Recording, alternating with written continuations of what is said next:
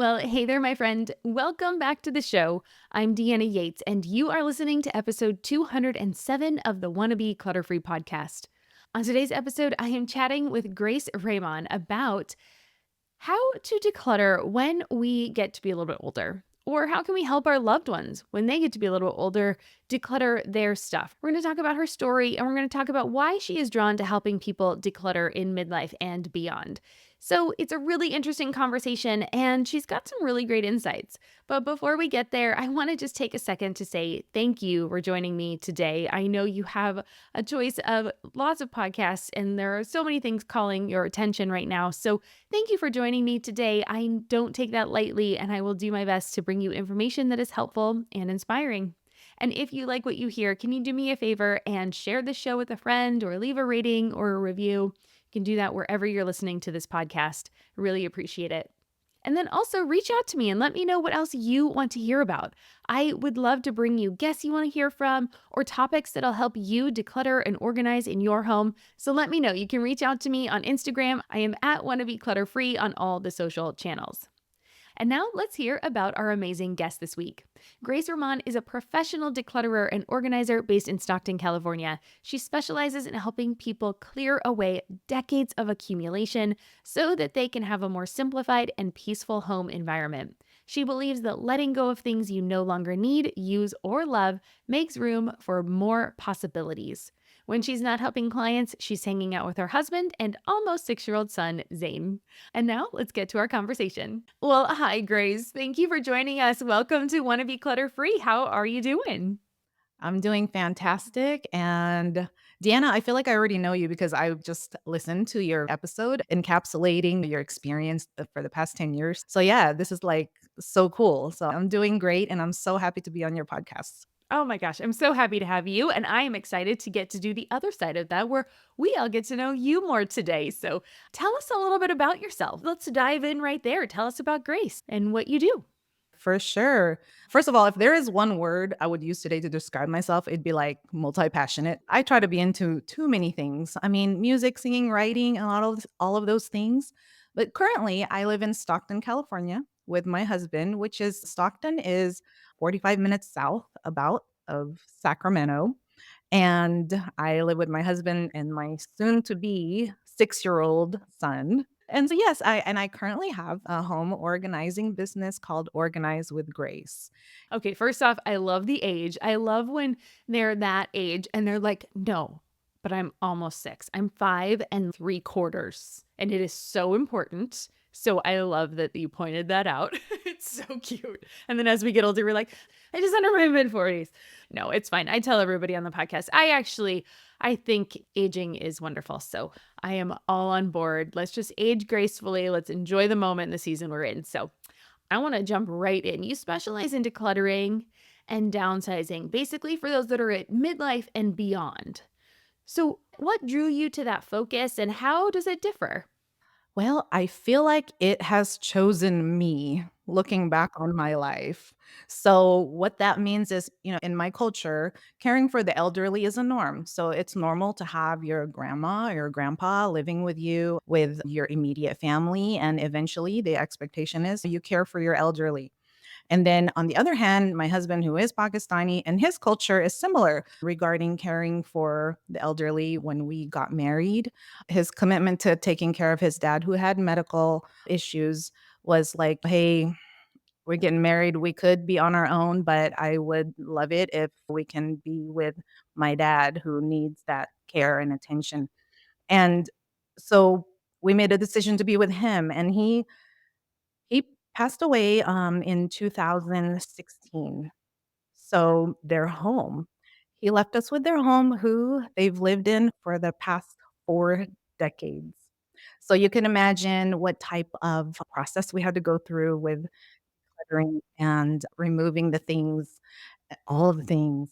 And at first, we were gonna stay there. We thought, "Oh, okay, we can renovate it and all those things." And then we got pregnant in 2017, and that changed the game for us. And so it was a game changer specifically for my husband. So again, the process. And now I say that this specialization chose me is an understatement because Looking back, completing that monstrous move was like I my heart was really my heart was already towards those of us who are aging. I mean, we're all aging. That's the truth, right? Day by day. Last time I checked, I got older, a day older.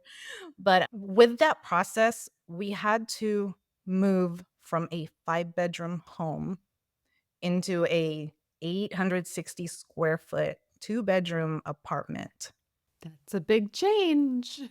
Yes, with a newborn baby. So you could imagine it took a lot of planning and organizing to do that. So now fast forward, I feel like my desire to have an organizing business, it kind of just the puzzles just fit for me. And so as I was exploring the different specializations that you can have as a home organizers, I'm like, this fits. This is it. So that is my long answer to that question. Yeah, no.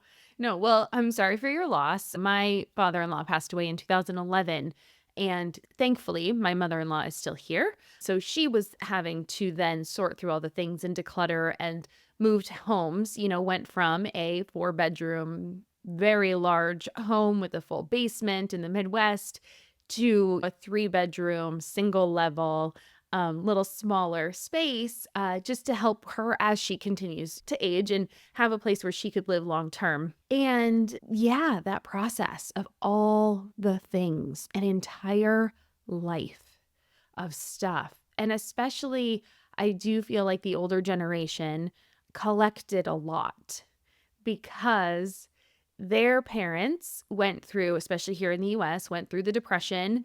And so I feel like there was always this big push to save everything. You might need it just in case, because that was the mentality they were raised with when they were children, even though now that they're older, it's so much easier to get anything we need at any time. And so I think our generation is going to have the problem of we just bought it because we could, maybe not because we needed it.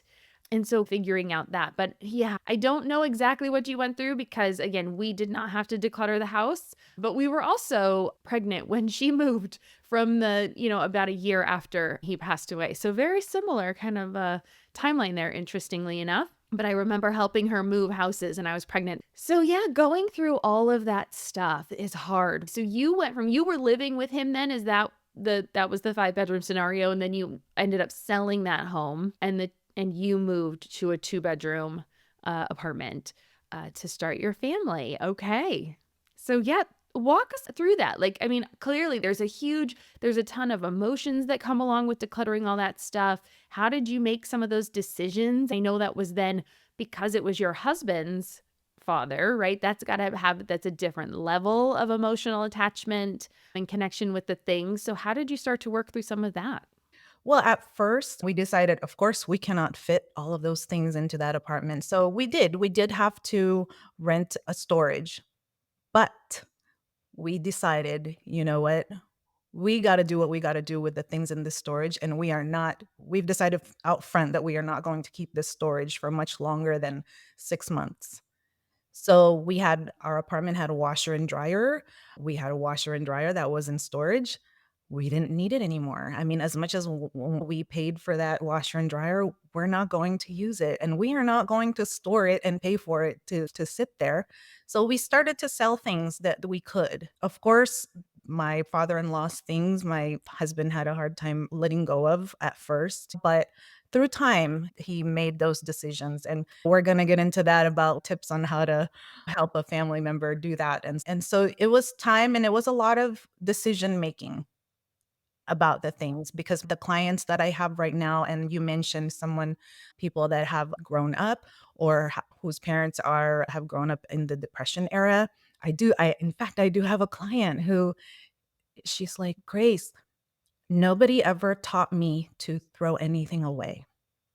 And that was such a true statement in her life. You're the first one that told me that it's okay to throw away even a piece of newspaper that I just read. And she's working through that right now, but it's a really tough process to go through. And for her, she sorry to go into a little bit of a rabbit trail. For her, it began being a process of those decisions of decision making. And it took her time to finally say, okay, I can do this and I can let go so that my adult children do not have to deal with my stuff when I pass. She's very realistic about it, and as tough as that sounds, maybe even for her to say out loud, it gave her a focus, it gave her a purpose of why I'm even working with her towards decluttering. Totally. I've read the book. I'm sure you have read this book too. The Gentle Art of Swedish Death Cleaning. I love it because the woman that wrote the book is very like matter of fact. She's very blunt about it. Let's be adults about it and just understand that just because we bury our head in the sand doesn't mean it's going to change anything. To me, it's an act of caring for our loved ones, like being able to declutter my stuff. Like, one, it helps me mentally and helps everything I do on a daily basis, makes my life easier and all of that. But it also is so nice that my family won't have to deal with this stuff someday. And of course, we all hope that day is a long, long, long time from now.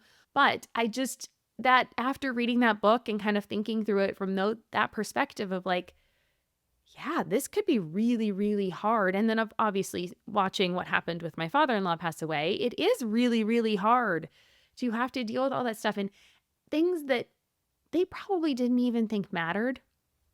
The people you leave behind are going to be like, oh my God, but they kept it. It must have meant something. Let's take a quick break. And when we come back, I'm going to talk about one really interesting story that a reader told me once that is that exact same thing. And then we're going to dive into some practical tips. Grace has so much for us. So make sure you come right back. So, welcome back. Okay, so this story, it was the first time I think I did a declutter challenge that I posted on my Instagram. And I was decluttering these ornaments. They were these Disney ornaments I got when I was probably about my daughter's age. I have a set, my mom has a set, and my sister has a set. So we had 3 sets of pretty much the exact same ornaments in our family. But I was decluttering them. I was gifting them to a friend that is a huge Disney fan. And this woman was like, actually, I knew her in real life. And she was like, oh my gosh, I had that same set of ornaments. They're not my favorite, but I figure I'll just let my kids deal with them when I die. And I was like, they're not your favorite. You just said it right there. So either one, gift them to your kids now, or two, get rid of them so they don't have to deal with it later. Because then when you die, they're going to be like, oh, mom must have loved these ornaments. She had them for 50 years. And it's like, she didn't even care about them.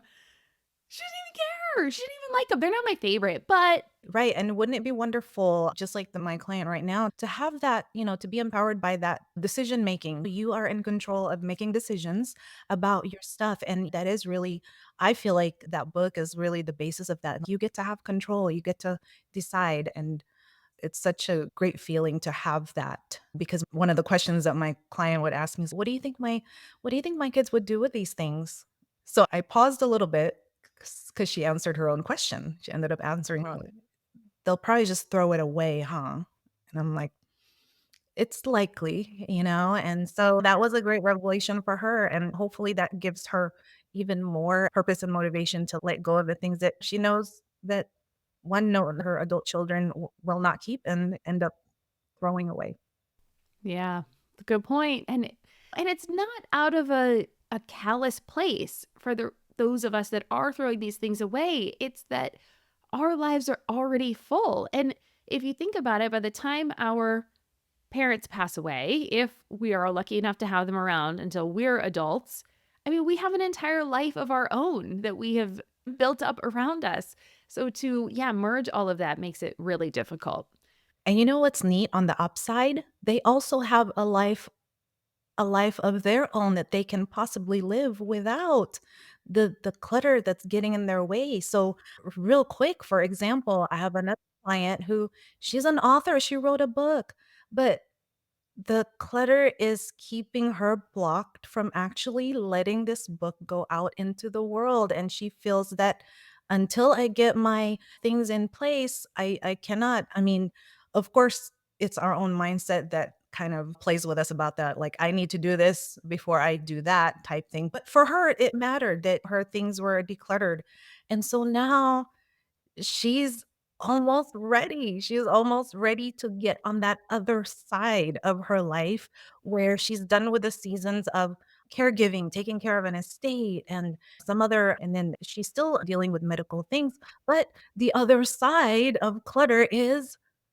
she gets to have her book out into the world, and this clutter stuff had been blocking, and what a gift to give to yourself even, not even like sure, it's got its benefits of your kids won't have to deal with your stuff, but for yourself, for your own well-being, and for the things that you wanna move forward with. It's not the end. Oh, I love that. Oh my gosh, that's amazing. And how fulfilling that must feel. But for herself to just be like, I can do this, I can move on, I can let go of the fear or the control or whatever it is that is holding her back. And she's already done the hard part. She's done the work. She's gotten the book together. Oh my gosh, that's amazing. Well, congrats to her. That's great. So then let's talk about some practical tips. Let's kind of skip into that. How can we then now start to effectively sort through and let go of these items that we have accumulated over the many years? We're like, okay, this sounds great and I'm ready to get on board, but how do I start? Okay, the number one suggestion, and this is totally biased because I am a professional organizer, is to hire a professional because there are times that it is way too overwhelming, and it's okay to hire for help, at least at first, to get it going, because there are times when I would do an assessment and I ask them like, "How long have you been wanting to do this or to tackle this room?" "Oh, it's been a couple of years." "Okay." In my head, I'm like, "I'm ready to go. I'm ready to do this in 2 days." So hiring a professional is not a bad thing. It's not bad. It doesn't mean you're incapable. It doesn't mean that you are whatever it is that might be the story that you might have in your mind about hiring for help. It's not any of that. And that may be your next step in gaining that momentum and motivation you need to get started. Now, if you're a DIYer, no worries.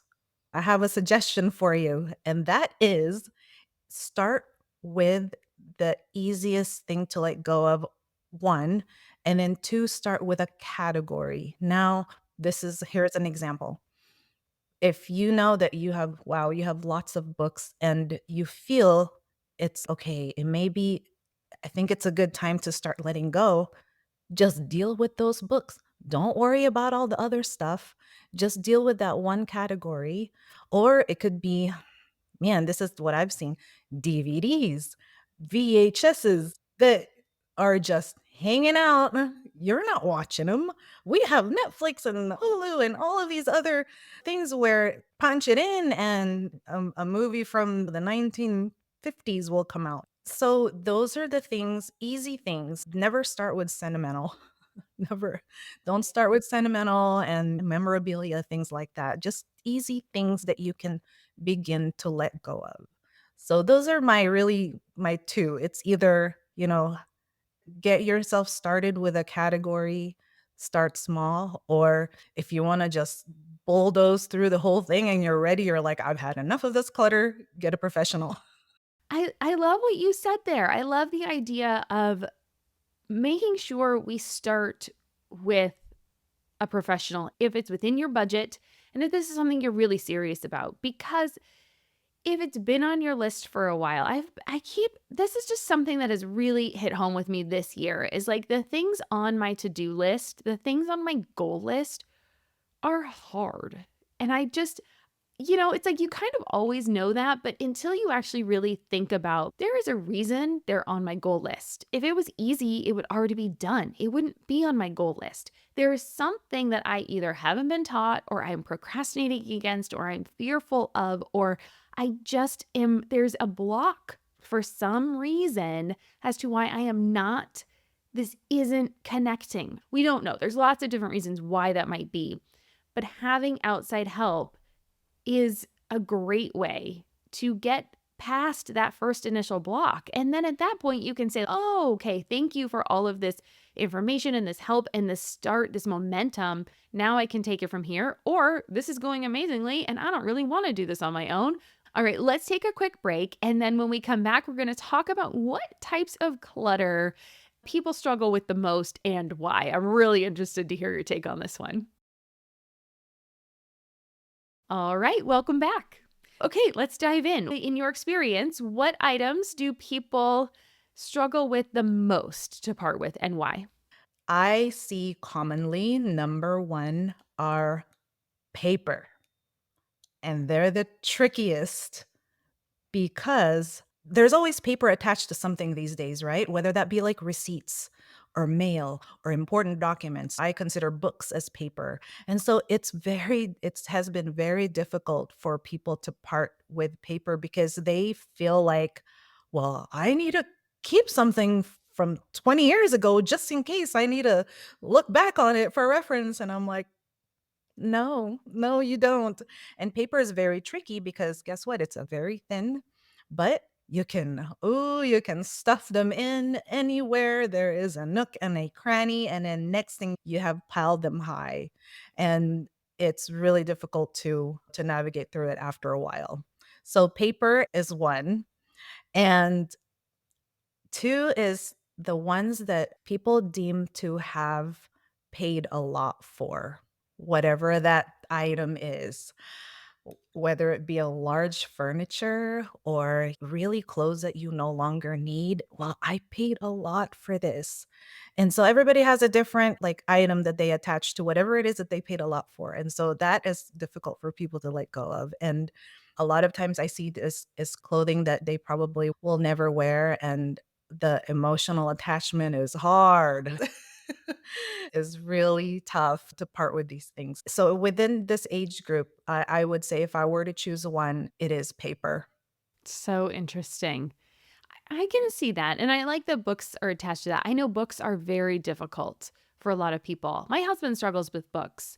Yeah. So interesting. Okay. And paper, how long do you? So I know that there's the standards. Everyone after the 7 years can get rid of their tax documents and things like that. And then obviously shredding all of this stuff. What other kinds of things can people in paper just get rid of right away that they're not thinking of? Do they have anything that you're like, okay, that can go? Well, right off the bat, when you get mail, that's really oh man, that is the most sneakiest thing that gets into your home is, or you allow to get into your home because, hey, paper don't have legs that all of a sudden crawl into your spaces. We put them there. So the best thing to do is really like a daily cleanup of all the junk mail and things like that. And this is what I ask my clients to ask themselves. And I learned this from another organizer where she's like, is there something I need to take action on based on this paper? And if the answer is no, then it can go. And if there's something that you needed to follow up on, yeah, that'll be on the follow-up pile. Otherwise, the things that the standard, like you said, the 7 years, like, definitely abide by that because you will free yourself up of so much paper, and you can go to your sometimes there's some shredding, like, events in your town that you can in your city that you can just take your paper to, and you don't have to do it yourself, and I've had clients who've, broken their shredders to, try to shred so much paper, and I'm like, "Okay, well, let me suggest this, and let's do it that way instead." Well, and I think office supply stores generally have that as well. And sometimes I think you might have to pay, but I don't think a lot of times I think it's free. I also check with your local library. They probably have some shredding. I know libraries are so great for so many different things. But yeah, that's awesome. And the one thing I tell people, if we're talking about an older demographic, probably not as helpful. But when I get a manual, we buy something and it comes with a manual of something to use, like a coffee maker or something. I always think, like my Nespresso, if I need to know how to do something with my Nespresso machine, am I going to go to the paper file, pull out the Nespresso machine, or am I going to take my phone out and Google on YouTube, how do I descale my Nespresso machine? It's on my phone. And you will find it, and you will find it. You will find the resource. Yeah. And you'll watch someone do it, and it would take 2 minutes. And I didn't even have to put anything away then after, right? Because that's the other problem. I get the manual out. Now I'm looking at it. Now I got to put the manual away, put my file folder away. And then I still have to go over and fix the thing. And I could have just done it all on my phone. So I don't even keep manuals anymore. But I can't necessarily see my parents being on board with that, but my dad likes YouTube, so maybe. All right, let's talk about mindset shifts because I think this is one of the biggest hurdles when it comes to decluttering. And you've already talked about someone, you had a client where no one ever told her it was okay to throw things away. I mean, that is just a mindset of just like an open idea of just like, oh my gosh, that makes so much sense. So let's talk about making room for more possibilities like this, like let go of unneeded things and unneeded mindsets. What are some experiences other than that, or just some advice you have for us for figuring out how to even start opening our mind to new ideas? Sure. Yes. So if you think about the things that you wish for, start with that. And I have another client where it's, why do you feel like you need to downsize and declutter? And asking yourself these questions will help bring out like the true motivation, the true reason why you want to do it. And I've had an answer where I want to be able to invite people without worrying about papers all over the counter. Ah, there you go. There's that you're starting that process of a mindset shift of why. Like instead of driving yourself crazy with the narrative of, I don't know, I'm so overwhelmed, I can't do this. And wait, no, you want to be able to have a place where you can invite people to come over without running around and throwing things in a hamper. I've seen it happen. I've done it myself in a drawer. In a drawer, tuck it in. And then after that, you don't even know what's what anymore because you mixed them all up. And so it's really a the process of letting go of unneeded items is really just a soul searching time. And I can understand why it's so tough because you have to face yourself and you have to ask yourself some hard questions. And a lot of times it's difficult to do it ourselves. We definitely need someone else to guide us along with that. So, yeah, mindset shift is so key to starting the process, especially when there's procrastination involved and maybe even some ADHD, whatever that might be that is getting in the way that you can say, instead of, oh, I'm not organized, I never learned this, you can say, I can begin to learn this. And this is a skill. These are just muscles. I tell my clients, these are muscles that you're building to let go. Good point. And I love how you said start with why, right? What is the whole point right now at this point? What is it that made you reach out right now or think today's the day or this is the year or why did you write it on your goal list this year? What was it that forced you or compelled you to do that in the first place? And I do think that will really help and give you a good place to start too. Okay, let's talk a little bit. I do have a huge age range that listens to this, but a lot of people like myself, how can I help my parents, right? How can we help our older family members that are hesitant or resistant to this idea when we're like, but it's going to help you so much. What do you do? How do you help them? Well, let's try to take a look at the safety issue first.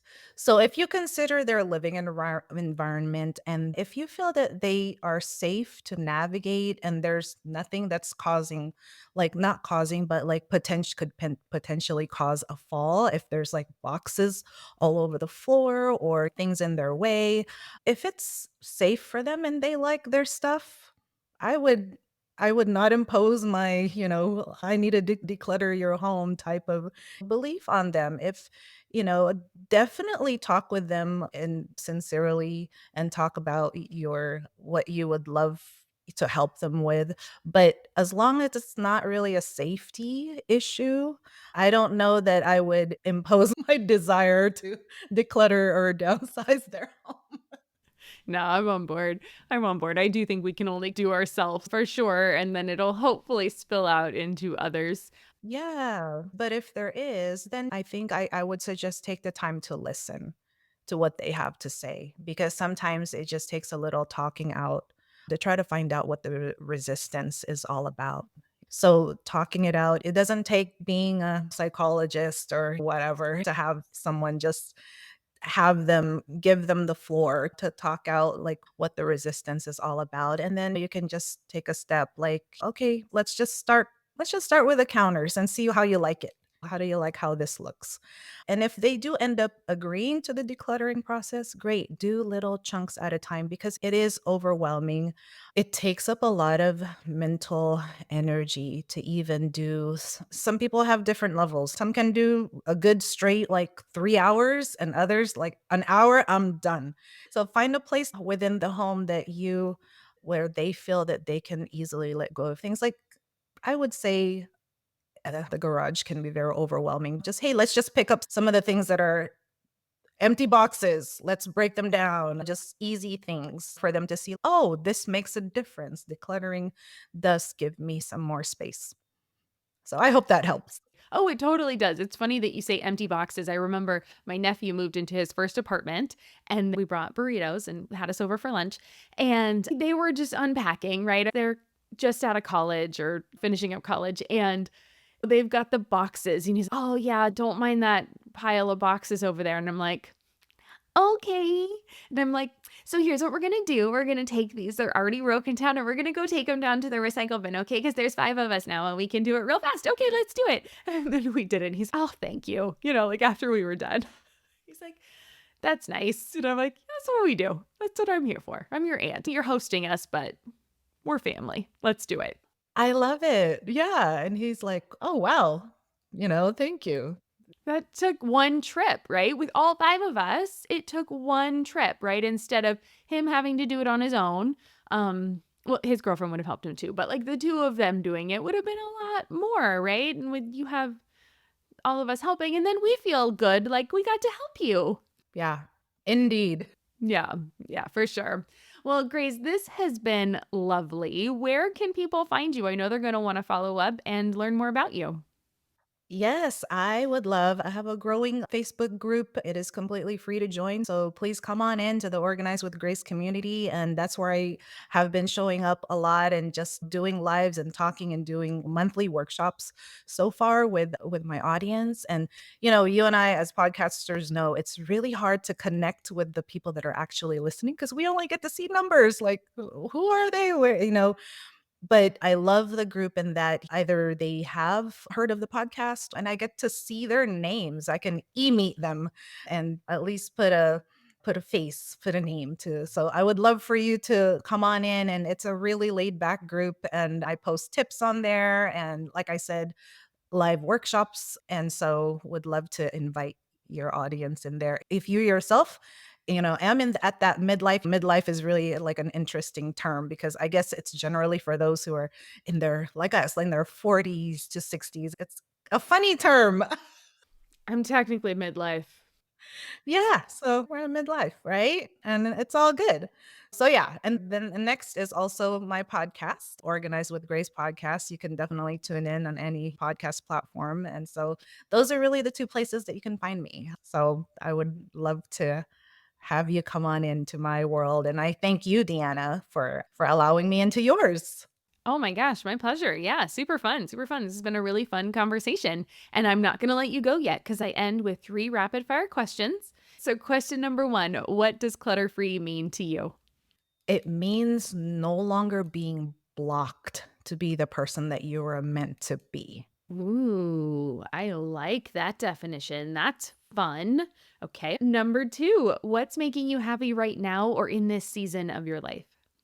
In this season, I love the time that I get to have with raising my son because this season is it's not coming back. And so just to be able to have the time to savor and to be with him through the hard and through the fun. So I love this season of life right now. Well, I love it. Yeah. And then number 3, what is a goal that you have for yourself this year? My goal this year is to get back to running. Nice. Okay. So, were you a runner before?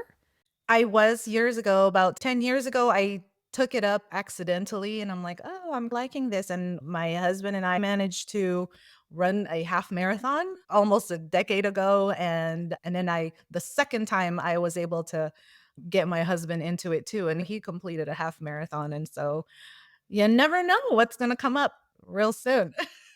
That's super fun. Okay, so you should find a 5K or a 10K that don't start with a half marathon unless you really want to be a glutton for punishment. But yeah, find something, put it on your list. Okay, sounds good. That's your action item. Okay. Put you in the hot seat. Oh, awesome. I love it. Well, Grace, thank you so much for coming on the show and sharing all this wonderful advice and these tips and looking at it from a slightly different perspective because, yes, decluttering and organizing, it can help us in all aspects, in all ages of our life. And it's just nice to get tips that are really geared specifically toward helping people as they get later into life and kind of deal with a different phase of life, which is interesting. Yes, awesome. All right. Have a great day. You too, Deanna. So, what did you think? I would absolutely love to know what you thought of this episode. Grace and I touched on so many different topics. And as we go through life, it is different. The different life seasons we have, we declutter differently, we organize differently, we have different priorities. But I do think it is super important that we keep in sight the stage of life we are in, what we plan to be doing in the future, and then understand that there are so many mindsets that we're bringing with us from our past, and not just our past, but our parents' past, which then also brings in our grandparents and all sorts of things all down our family tree that have just come up with us. And so we just need to make sure that we are taking a moment to really reflect why we're keeping some of the things we're doing. So I thank Grace for what she's doing to help people bring these mindsets to new light. And her information she shared today was really helpful with that. So I'd love to know what you think too.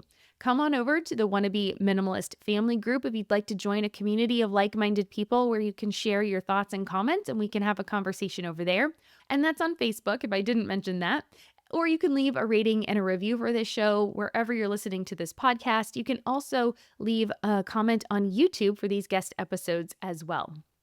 And remember, if you know someone who could use a little help decluttering, maybe you have a family member that you'd like to pass this on to, I would love if you could share it with them as well.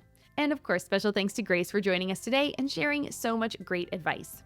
Remember, you can get more detailed show notes for today's episode with links to Grace's podcast and her website at wannabeclutterfree.com/the number 207.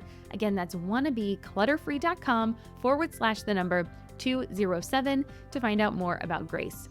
And with that, I hope you have an amazing day. I'll see you back here next week for a solo show. Until next time, take care, keep things simple, work on those mindsets to see if there's something you can let go of that you've been holding on to for longer than you needed to. And remember, I believe in you. I'm Deanna Yates, and you've been listening to Wannabe Clutter Free. I'll see you next week. Cheers.